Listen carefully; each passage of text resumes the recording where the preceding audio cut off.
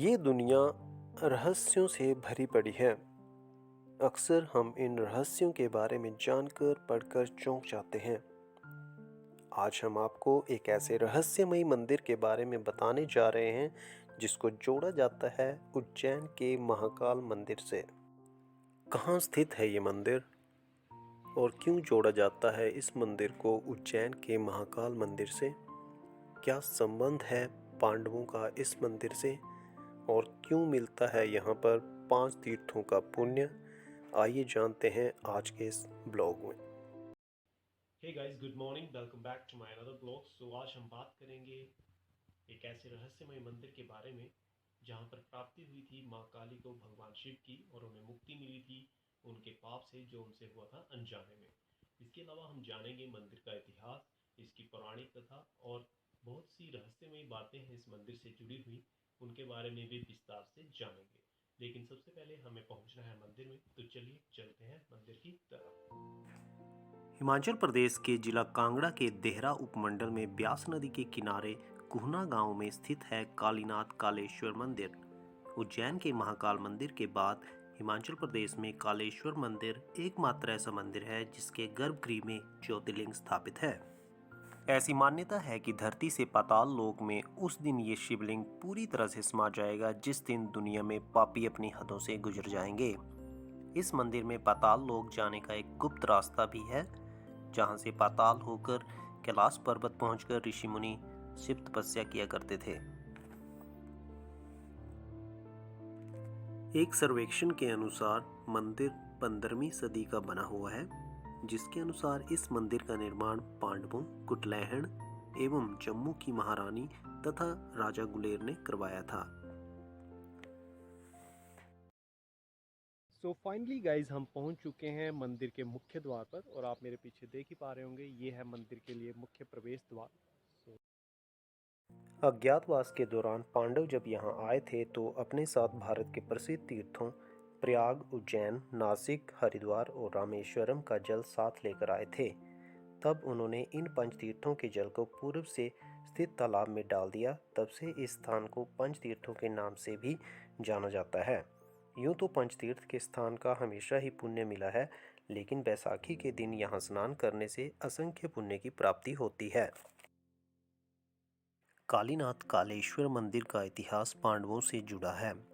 जनश्रुति के अनुसार इस स्थल पर पांडव अज्ञातवास के दौरान आए थे, जिसका प्रमाण ब्यास नदी के तट पर उनके द्वारा बनाई गई पौड़ियों और गुफाओं से मिलता है। तो गाइज, अभी मैं जहाँ पर बैठा हूँ, ये वो गुफा का द्वार है जो पांडवों द्वारा निर्मित है और मान्यता ये भी है कि उन्होंने अपने अज्ञातवास का कुछ समय जो था वो इन्हीं गुफाओं में काटा था। तो चलिए मैं आपको दर्शन करवाता हूँ इन गुफाओं के।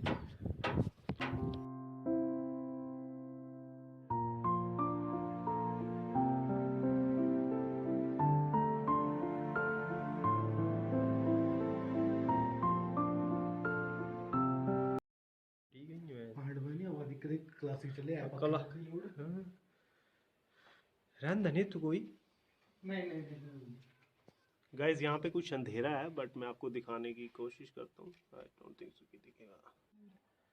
और गाइज, ये है मतलब जिन गुफाओं के अंदर मैं बैठा हूँ वहाँ से का नज़ारा। ब्यास नदी बिल्कुल साथ में ही है, तो आप देख पा रहे होंगे। इस तीर्थ स्थल के साथ महाकाली के विचरण का महात्म्य भी जुड़ा है। ऋग्वेद के अनुसार सतयुग में हिमाचल की शिवलिक पहाड़ियों में दैत्यराज जालंधर का आतंक भरा साम्राज्य था। दैत्यराज के आतंक से निजात पाने के लिए सभी देवता एवं ऋषि मुनियों ने भगवान विष्णु के दरबार में फरियाद की। देवताओं, ऋषियों और मुनियों ने सामर्थ्य अनुसार अपनी शक्तियां प्रदान की और विराट शक्ति महाकाली प्रकट हुई।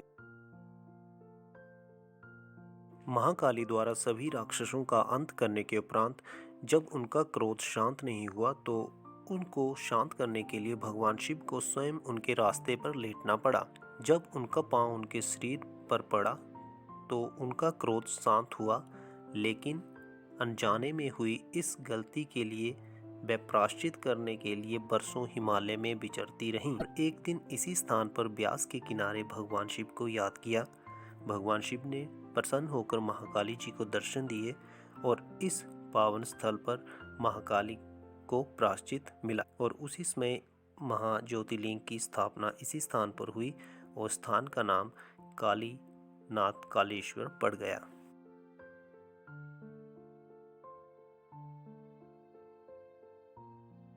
अक्सर शिवलिंग जो है वो धरती के ऊपर होता है, लेकिन उज्जैन महाकाल मंदिर के बाद ये हिमाचल का पहला मंदिर है जहाँ पर जो शिवलिंग है वो गर्भगृह में मतलब जमीन के अंदर है।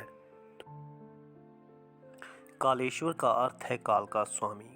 काल के स्वामी हैं भगवान शिव और भगवान शिव के चरणों और माँ काली की सेवा में निस्वार्थ भाव से लगे हुए हैं पंडित रोहित द्विवेदी जी। तो आइए जानते हैं रोहित द्विवेदी जी से इस भूमिगत शिवलिंग के बारे में। लाइव है मेरे साथ जी पंडित जी। जय शंकर जी। आप इस समय दर्शन कर रहे हैं श्री कायनाथ कलेश्वर महादेव।